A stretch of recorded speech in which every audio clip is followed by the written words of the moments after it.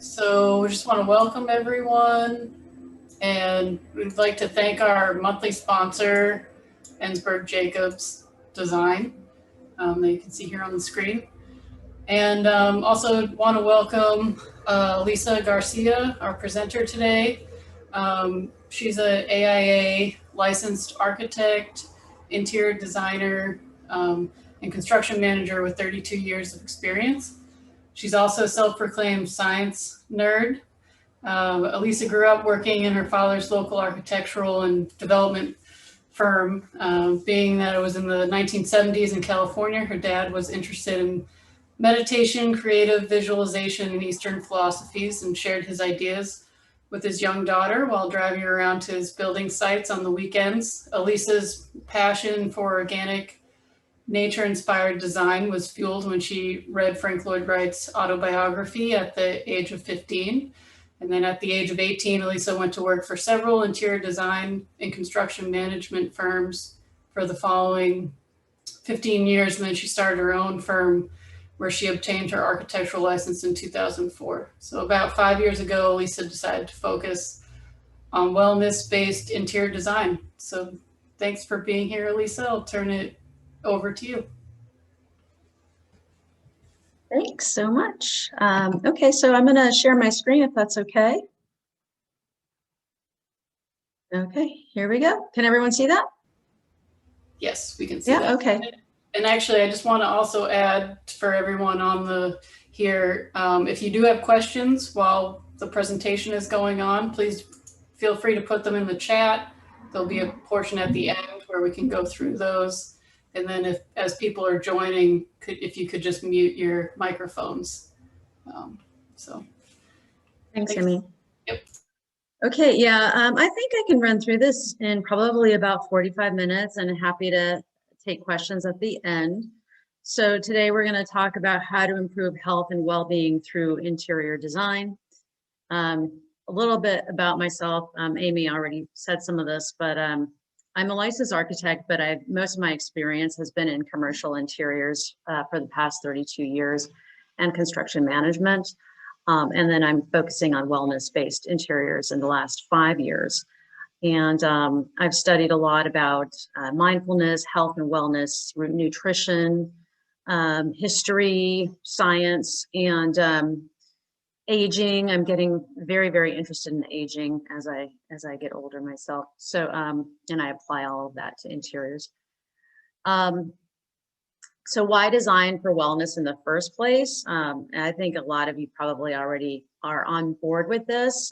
So I apologize if this is something that you already know, but just in case you're not, you know, I think that we probably know that building design has had a detrimental effect on our health historically, and that is changing now. And that building design doesn't only affect us in psychological ways and shapes our beliefs and our psychology and our culture, but it very much affects us in physiological ways as well. We spend over 90% of our time inside, and that's why, you know, building design has such a huge effect on our wellness, and that specifically because our bodies evolved to work in nature, and it's only been the last really about 100 years since we've been in buildings that have electricity and HVAC. We spent about 3.5 million years as a species outside, and that's what our bodies evolved to work outside. And even when we did start building structures a few thousand years ago, you know, they were pretty basic structures and obviously didn't have all the electricity, refrigeration, chemicals that our structures have today.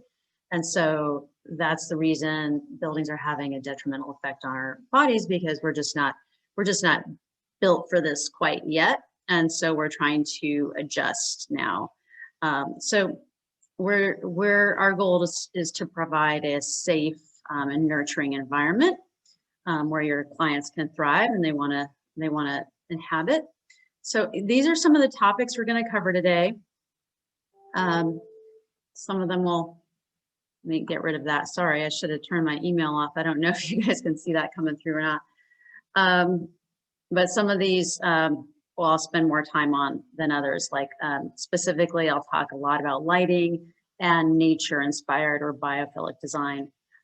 So let's get started with lighting. Lighting is probably the #1 thing I love to talk about. You know, lighting probably affects us maybe more than anything else inside of a space. The intensity of and color of the sun in which we were evolved to respond to affects our hormones and our circadian rhythm, and that affects a lot of things. So that affects our sleep, our mood, alertness, productivity, anxiety, depression, and it can even cause diseases if we're not basically getting the right hormones and that sort of thing releasing at the right times. Affects body temperature, affects our nervous system, our lungs, our digestive tract.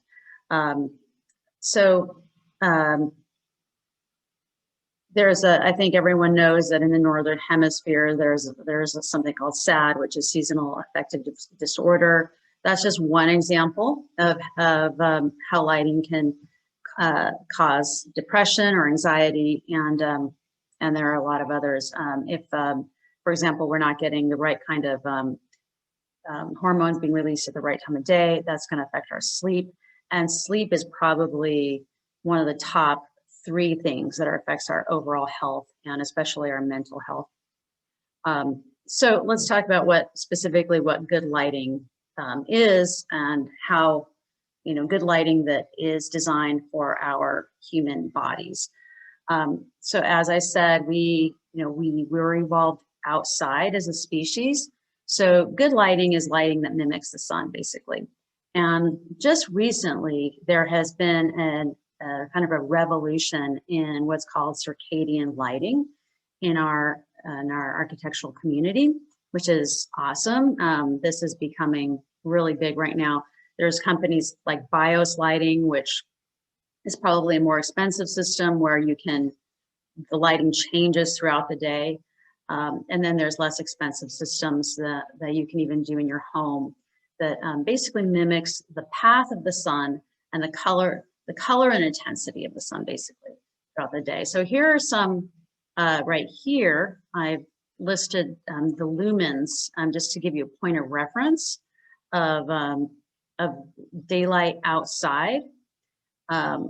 So the brightness of the sun changes throughout the day based on where the sun is, based on whether it's shady or overcast or a clear day, and the color of the sun changes as well. So in the morning, it's more blue, and as the day goes on, it gets more yellow and then eventually more red at sunset. And so this is the kind of thing that we want to duplicate indoors. As I said, there's artificial systems that can accomplish that. But really the easiest way and the best way to accomplish that is by having a lot of windows. And wherever you spend most of your time during the day, your desk for most people is where you want the windows. So if you're designing office space like I have, the majority of my career has been in commercial interiors. You want an open plan with lots of daylight so that everyone has the opportunity to have that light and see the changing light throughout the day and just experience the outdoors. But along with that, you have to basically deal with that brightness as well. You want to be able to manage it. So if you're working on your computer, you don't want a lot of brightness on your computer or glare, especially as we get older. That's harder on our eyes to have a lot of glare or a lot of light contrast in our space. Our eyes take longer to adjust to that sort of thing as we get older. So with the windows, you generally want to have like 3 levels of window coverings. You want to have possibly some blackout shades, especially if it's in your house, some blinds, and maybe some sheer drapes so that you can really adjust the amount of light that's coming in. And then I've worked in a lot of spaces where there's just no way to add windows. So then we can do artificial windows, which is kind of not as great as natural daylight, but there's like this picture right here. This looks like it's a wall of windows, but this is actually an artificial light system that simulates a window, and it also changes throughout the day. So it simulates the sun temperature and intensity changing throughout the day. And so that's a good kind of, I guess, plan B if you just can't get windows in your space, or if you're designing, let's say, a space in a basement or something like that. And then another thing is you want to have different levels of light. You don't want to have just one uniform amount of brightness in a space. You want to have areas that are dark, a little bit darker, and then have some task lighting in the area where you need it, like on a desktop or someplace where you have to read.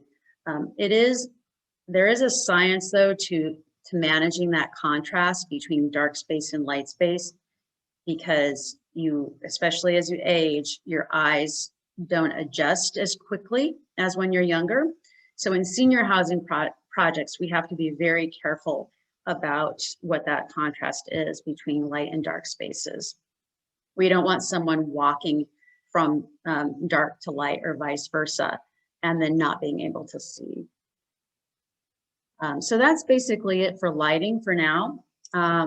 One other thing I'll mention on lighting regarding the artificial systems, you can also get, just kind of a cheap way to do it is you can get like Philips Hue light bulbs that change color and they connect to your phone. And there's even like a lower level of light fixture or light bulb that you can buy on Amazon, which might just have 2 or 3 color tones to it, like a bluish tone and then a very yellow tone. And so basically, like if you just put in a lamp, you can click the little knob on the lamp. And if it's morning, you're going to want the bluer tone. If it's evening, you're going to want the yellow tone. Having a red would actually be ideal for later in the evening. And one thing also I should mention, in the morning, you want to get as much blue light and bright light as possible. So I use an artificial light therapy lamp. More ideal is just to get out and go for a walk in the morning, because that starts releasing the correct hormones. A lot of people know that you're supposed to limit your blue light at night in order for melatonin to be released, but they don't know that just as important for your sleep is getting that bright light in the morning, and that releases your serotonin, which will put you in a better mood for the day. So let's move on.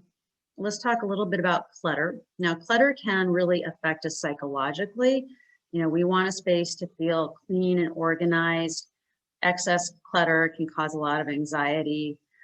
So if you're designing a space for a client, and try and find out what it is that how they work, and if they have equipment or file cabinets, or if they're going to have a lot of computer like printers and that sort of thing, with wires.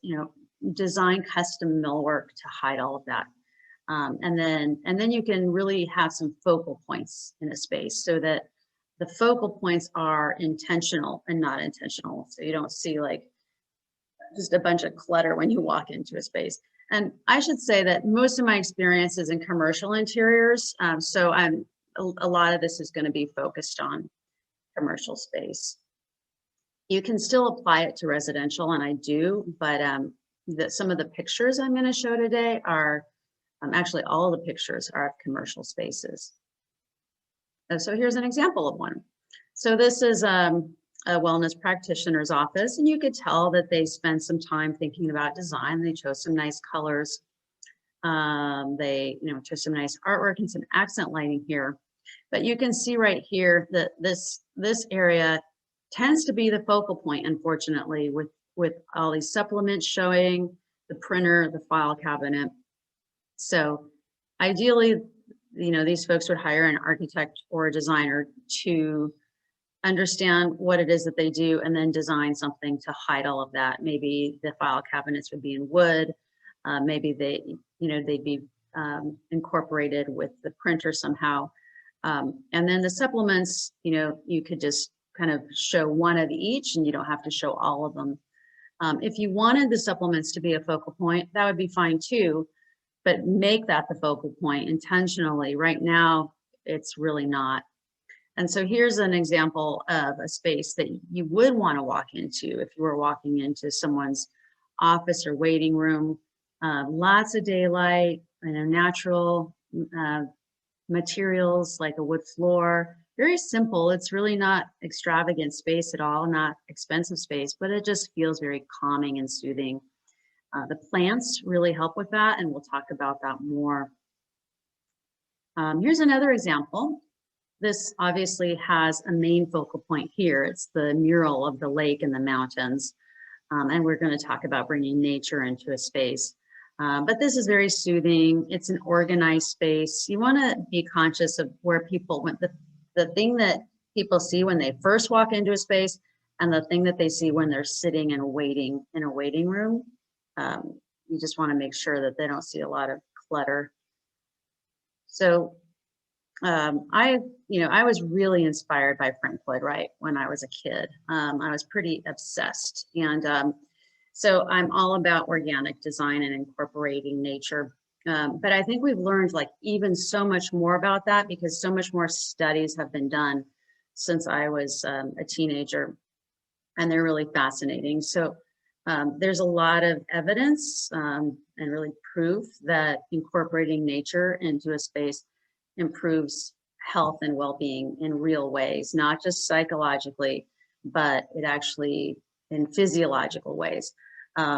So it affects our parasympathetic nervous system and relaxes us. For example, just a walk in nature increases our parasympathetic nervous system by 56% on average. I mean, that's huge. So these are all the things that incorporating nature does to our body. It decreases our blood pressure levels. It decreases cardiovascular disease risk. It increases attention capacity, increases serotonin and lowers melatonin levels, decreases stress hormones and improves mood and improves your cognitive performance. And there's actually a longer list than that, but these are just kind of the main ones. So here's a little bit of research and statistics on the benefits. I would say the most amount of research has been done in healthcare, in hospitals specifically. So hospitals, where they incorporate nature, even just a window in a hospital room has been shown to quicken recovery, reduces the need for pain meds, decreases patient costs overall, increases staff productivity, and improves just the overall medical outcome. There also have been studies in other sectors. So in retail, you'll see a 12% higher profit margin if you just incorporate some greenery, so some plants. And good daylighting also increases sales. It puts people in a better mood, and they tend to buy more. In education, it's shown to improve test scores and have lower absenteeism. And that's simply just adding windows usually. I'm not even talking about like major like biophilic design elements here. We're really just talking about maybe adding some windows so that students can see the sky. So imagine how much more benefit we'd see if we really did so much more than that. In offices, same thing, better productivity and less absenteeism. And then, just think about the benefits of that, because salary costs are the biggest cost that a company has. So if you're increasing your employee productivity, then you're going to be a much more profitable business. There's one example of one company that invested $1,000 per employee to give everyone a view of nature. So what they did is they removed a lot of the interior walls.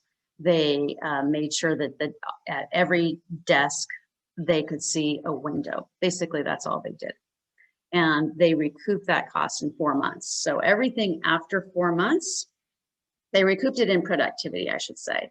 So, and they measured it. And so everything after 4 months was just pure profit, which is significant, because usually companies, if they feel like if there's a 3-year return on investment, it's worth it. Well, 4 months is like as short as it gets, really. So here are some ways you can incorporate nature in your space. You can have water elements like a water fountain, a little pond, a water wall. You can add animals or fish, and again, an aquarium would be water and fish, but any living thing in the space. Dogs and cats obviously reduce your anxiety instantly, and people tend to just get a lot of oxytocin from dogs and cats specifically. Obviously, in commercial spaces, we have to be very careful about people's allergies and also building codes. You wouldn't want to have dogs and cats somewhere where they're not allowed, or if you know that people have allergies. Views, if you can't have like a view of greenery or mountains or trees outside a window, then you can incorporate maybe some photography as kind of a second choice. Sounds, ideally you'd be able to open a window and hear the sounds of birds. If you can't do that, you can kind of pipe in nature sounds if you like, or other kinds of relaxing music. But with sounds, you got to be careful because there's a lot of noise pollution in your area. You generally don't want to open your windows. There's a lot of studies that show that kids who grow up with noise pollution, like on the lower level of a New York City high rise, are going to do far worse in their life than kids who grew up higher up in that same building, just because of the level of noise. So it definitely affects their brain, and it continues into adulthood. It's very distracting to hear traffic or just ambient city noise, or especially jackhammers or construction noise or gardening noises outside. It can actually affect your brain. Basically, don't open your windows if that's the case. Materials, natural materials, obviously wood, granite, are preferable to like plastics and that sort of thing. And then colors, which we'll talk about next. Also patterns and shapes of nature, such as like the spiral of a shell or a plant, or incorporating some curves, or maybe some granite that might have some fossils in it or something like that. Also, if you can incorporate like a connection to natural systems, so some examples would be fruit trees, maybe have like a little lemon tree in your space, or a pollination garden, and you can have that inside or outside, or a pond with some fish in it. People want to feel connected to the natural world, and that's another way of doing that. And also just outdoor space. You can have a patio. People can go out there, but if they can't go out there, if they can at least see the space, it makes them feel better. So let's talk about colors now. I think we all know that colors affect us psychologically, but they also affect us physiologically. And the way they do that is through hormones. And the reason is because as we evolved again, over time, over millions of years, there were certain colors that were good, and there were certain colors that were bad. So red is a good example of a color that should elicit excitement, and it does. It instantly increases our testosterone level. And that's why a lot of people wear like red ties, or they call it a power tie, or a red shirt if they're going to a meeting where they want to be in control. If two people are wearing red shirts, they're going to be more likely to argue. It's pretty instant as well. And the reason is because blood is red. And so obviously if we see blood, it should elicit kind of an energetic response from us. We should be ready to kind of fight basically, or run. And berries are another example of something that's red, which is exciting. It means, oh, there's some food and sustenance for us, and come over everyone, let's like get the berries. Pink is actually the opposite. Pink instantly reduces testosterone. So there's a study where a drunk tank where intoxicated people are held in a jail cell. I guess it's called a drunk tank. That was painted pink. And there were no fights in the drunk tank the whole time it was painted pink, which was unusual with a bunch of intoxicated men specifically in the space. Usually they saw a lot of arguing, a lot of fights, but when they painted it pink, it eliminated that. And that's because it reduces testosterone. So I think that's super fascinating and something that, I don't know, we might be able to incorporate into our daily lives in a lot of ways if we want to just bring people down, make them more mellow, bring their energy levels down and make them less argumentative. That could be something that's fun to experiment with, especially at home. And then green is obviously a color that we find very soothing, green and blue. And that's because green, it was the background color, in our evolution. Green, we saw green fields, we saw green plants, trees, mountains. It signified that there would be animals grazing. It was probably spring, which meant, lots of food. It meant, bountiful times, basically. And then blue obviously signifies water, which, enough said about that. There's probably nothing more important to us than water. So those two colors are relaxing for that reason. So here's another example of a not so great space. It's just drab. Horrible fluorescent lights, horrible colors, ceilings, no views of nature, nothing, no focal point here. And then here's a contrasting image of a different gym where, obviously you could see there's tons of daylight flooding in, there's trees outside. So pretty much everyone here gets a view of nature. The focal points are these very nice pillars and columns, which are in a natural material wood. And that's obviously the focal point in this space. It's intentional. And we know that because everything else is black pretty much. Proper ventilation is becoming more important now with COVID. So ideally you want to be able to open windows, and let air flow in. Obviously, if you can't do that, then have some sort of artificial system to do that. Ventilation removes germs and toxins and viruses from the air. It makes it so that mold and mildew is more challenging to grow, or is more challenging to grow. You want to have basically as many operable windows and doors as possible, or use a good HVAC system. And also keep in mind that a static environment is not necessarily a good environment. We like to experience some variety in our space. And I don't think a lot of people understand that. I think a lot of people think a controlled space is really important. And it is good to be able to manage the environment in a space, but keep in mind that we like variability. We like breezes. We like shady areas. We like areas of brightness. We like just basically the things that we had in nature before we were living inside buildings all the time. Air purifications is a similar thing. It's really important to have a good air purification system if you're near pollution like cars, if you're near a highway, or if you're near agriculture where they're spraying chemicals. There's so much pollution in our air. I would say just do it. There's a good one called Molecule, which my light went off. Which it's about $1,000 for a little unit. You could have one of those in every room.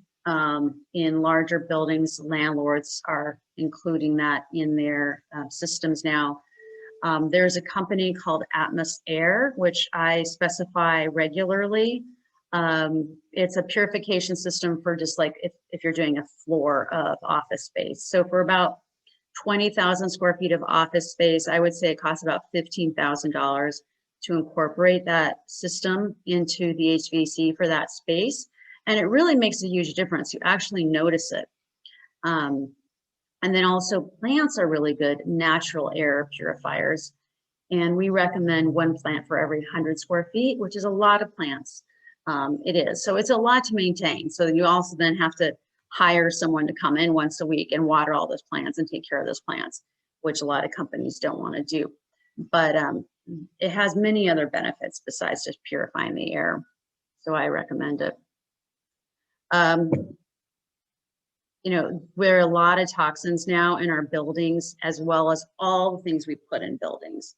So there's a lot of chemicals used in woods. There's formaldehyde in cabinets. There's lots of volatile organic compounds, not only in the kind of the main elements of buildings and furniture, but in all the little things that make up those elements. So for example, the sealants, the paint, the adhesives, all of those are toxic unless you specifically get VOC-free options, which there's not a lot of. We have a list of those items. We try and specify only those items when possible. It's especially important in small spaces. I have another company besides Zen Spaces. I have another company called Zen Den, where we turn little Sprinter cargo vans into RVs. It's super important in those spaces because you're really in a really enclosed space to use basically everything that's VOC free, not just low VOC, but VOC free. There's so many companies out there that are certified now with all sorts of different certifications indicating that they're healthy. Like Green Guard is one of them, like Pottery Barn and Restoration Hardware and West Elm. They have Green Guard certified furniture lines. A lot of different materials have certifications of building materials like countertop materials and cabinet materials. But I would say 99% of them are low in VOCs. You really have to dig deep to find the ones that have no VOCs. And we have a list of some of those furniture vendors, if you're interested, on our website that you can download. And if you want a list of other building materials, actually, you know, probably the best place to start is greenbuildingsupply.com is a fantastic website. I really trust their products, and they have great customer service too. If you want to kind of get started with finding, you know, materials from anywhere from adhesives to, I mean, everything, flooring to paint to even like lacquers that are non-toxic. And now sometimes you do have to make compromises because every now and then we run into a situation where there is just not a product that is no VOC that does what you need it to do. For example, an adhesive that'll stick to like a painted metal, there really isn't a good one. And so you have to, you know, you often have to compromise and talk to your clients about what their priority is. Another thing to mention as far as certifications go, I think most of you probably know by now, there's the well building certification, which is, I think, maybe 5 years old. I'm not really sure, but you can get, it's more focused on occupant health, on human health than it is about the environment. So now you, as an architect, you can get well building certified. As a landlord or property owner, you can get your building well building certified, so that people know that, you know, they're renting or going into a healthier space. But again, with these certifications, a lot of it is just like greenwashing. It's not really 100% non-toxic. So just keep that in mind. Cleanability is also now super important because of COVID and just the potential for future pandemics. So any high touch surface where there's a lot of people that are going to touch in an office space, and a lobby, like elevator buttons, those spaces should be designed, or hotel rooms, for example, with smooth surfaces that you can easily clean, that don't have a lot of joints in them, that don't have a lot of little intricacies to them, non-porous, and ideally antimicrobial. There are coatings you can put on a surface that is antimicrobial, or you can use like copper or stainless steel like you would in a commercial kitchen. And you can also coat like light switches and elevator buttons with an antimicrobial coating. We have a list of non-toxic ones if you're interested.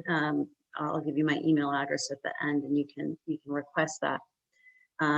Because in an effort to make something be clean, you don't want to add a bunch of toxins to the space. So let me know if you'd like that. Floorings, you know, I think most of us have gone away from carpet, but not so much in probably commercial space. So just keep in mind, carpet really cannot be cleaned fully. You can never get carpet fully cleaned. And there's going to be a lot of germs and toxins in that carpet. So hard flooring is definitely preferable to carpet.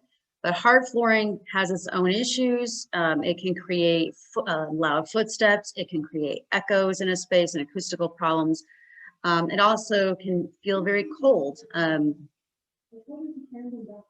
my gosh, Alexa just started talking to me for no reason. She's obviously listening in. So in order to combat like the coldness of a space or footsteps being too loud, you want to incorporate some throw rugs typically. And keep in mind, you want to incorporate VOC-free throw rugs. And there's not a lot of companies that do that, especially because throw rugs often come from other countries. And when we bring those products into our country, they are sprayed with chemicals because we don't want to bring in potential pests. So we spray them with pesticides, which is very toxic. So you really have to dig deep to find the throw rugs that are not treated with chemicals. So that's quite challenging. Furniture, you know, furniture also, you want it to be VOC free. Again, we have on our website a list that you can download. There's probably about 20 different vendors, like Cisco Home is a big one that offer healthy furniture. The fabric in a furniture should be got certified. It is kind of tough sometimes to balance the requirement for healthy furniture versus furniture that meets code. So I've done senior housing before where cleanability is a higher priority than having it be VOC free. You know, if you can scrub something with bleach, well, then it's still not going to be an organic fabric. It's going to probably have some sort of plastic in it. But silicone, organic silicone is a really good alternative to plastics when you're looking for something that's cleanable. Obviously in office space, flammability is a requirement, or non-flammability, I should say. And fire retardants are toxic in general. So it is challenging to find in commercial spaces really healthy furniture, but you can certainly find some that are at least low VOC, even if they're not no VOC. And just in general, furniture should be comfortable. Curved lines are better for our psychology than like stark, uncomfortable, and modern furniture, even though I like the look of it. People generally prefer curved lines and more plush, comfy furniture. So more photos. So here's a space that is pretty drab. It's got bad lighting. There's no daylighting. There's really not any focal point here. And then here's a contrasting space. Tons of daylighting. You can see the focal point are these beautiful wood doors. There's also wood floor, and it looks like a granite reception desk. So lots of natural materials here and amazing lighting. I mean, you could just see kind of that space or that space, which space, you know, our client's going to want to go to. You know, it's so many people don't understand the psychological effect of like a reception area or a lobby and how it can attract their ideal customer. A little bit about acoustics. I think probably most people on this call know about acoustics already, so I won't go too much into it. But basically, acoustics are important. So rugs or carpet is not enough to combat bad acoustics. You need acoustical absorptive, sound absorptive materials, either at voice level or at ceiling level, hanging below the ceiling, generally around 8 or 9 feet. Anything higher really won't work. And I wanted to also mention that water fountains are a good way to mask sound if there's a lot of different voices that you can hear. It's an inexpensive way, I should say. It's actually not the best way, but it's an inexpensive way, and it does work somewhat. And then really, Elisa, I just wanted to remind you, we have like 17 minutes just so. Okay, actually, this is my last slide. So we're right on target here. Great. So I just wanted to also mention that design is a multisensory approach, or it should be. It's not just about the visual. You know, we as humans gather information through vision, obviously, but also through hearing, smell, and touch, and taste. Taste is the one thing I haven't really figured out how to incorporate yet. I don't want any of our occupants like licking our walls or our cabinets or anything like that. Although, you know, I do promote like providing a bowl of fruit or something at the reception desk instead of candy. But generally, I like to focus on the 4: vision, hearing, smell, and touch. So smells and music specifically trigger very strong emotional reactions from people. You know, the brain responds in a very strong way to smells and music. In dementia care facilities, they often use music to kind of wake someone up and trigger their memories of their early life. They'll use music from their youth. And sometimes, you know, you put like headphones on someone with dementia who might be completely almost comatose, but you put headphones with music from their youth and they'll like perk up and they'll remember all the words to the song. And it's the only thing they'll remember. They won't remember, you know, their spouses or their kids, but they remember the music for some reason. And it has something to do with the brain.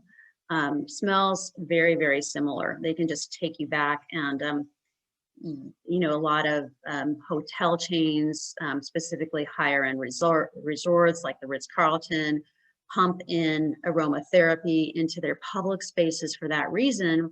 Because like if you walk into the lobby and you smell like lemongrass essential oil, you'll immediately be brought back to that time like 5 years ago when you were on vacation. You felt so relaxed and you just had a wonderful time. You will feel that again in an instant as soon as you smell that. And aromatherapy is also very good for you physically, it doesn't just trigger happy memories. It actually improves your physical health. And then a sound system, if you can incorporate music that is nostalgic for your clientele, or if your clientele is more varied, just relaxing sounds, maybe nature sounds or, you know, Peruvian flute or something like that. Sounds and specifically, I mean, I have a photo of a singing bowl, and that actually also affects your physiology. There's sound therapy now with different gongs and that sort of thing where you can go, like here in Santa Barbara at the Salt Cave, they have sound therapy sessions. And the reason is because that sort of thing resonates with the water in our body. I think we're something like 98% water or something like that. And so it actually affects our physiology for that reason. So sound, music, it's not only emotional, but it's physical as well. So that's about it. This is my website. If you want to have a lot of really educational articles on the website, everything from lighting, it goes way more in depth than I went in today on all of these topics. Also a lot about senior housing and aging.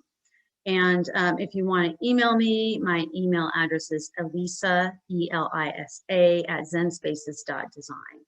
And then I can send you whatever resources it is that you might be looking for. So that's about it. So I'm open to any questions.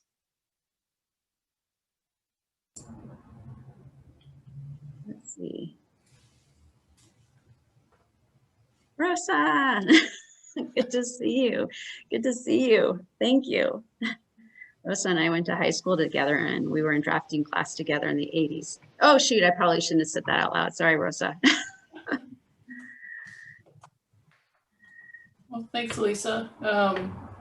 Everyone's free to unmute themselves if they have any questions or want to ask Elisa anything further. Elisa, thank you for the presentation. It's very informative. So I noted that lighting is very important for many reasons, circadian rhythm and so forth. What about shading? How important is shading? It's a form of lighting control, isn't it? So especially when you have a lot of window.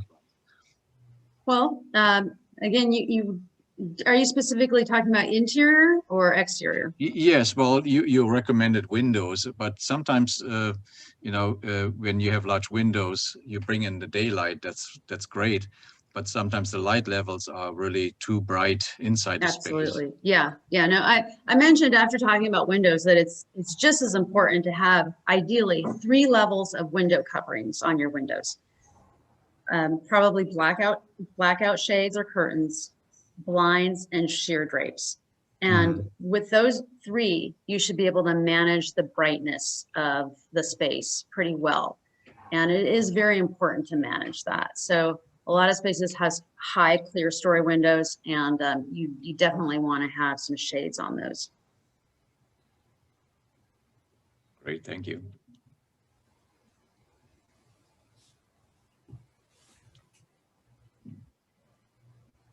Anything else?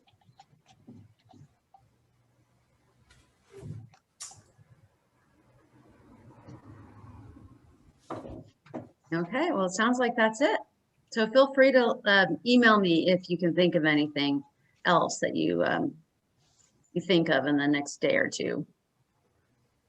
Great. Well, thanks, Lisa. This was really informative. Really appreciate it. It was a great presentation. So, yeah, thank you, everyone. Thanks for being here. Thank you. Bye. Bye, everyone. Bye.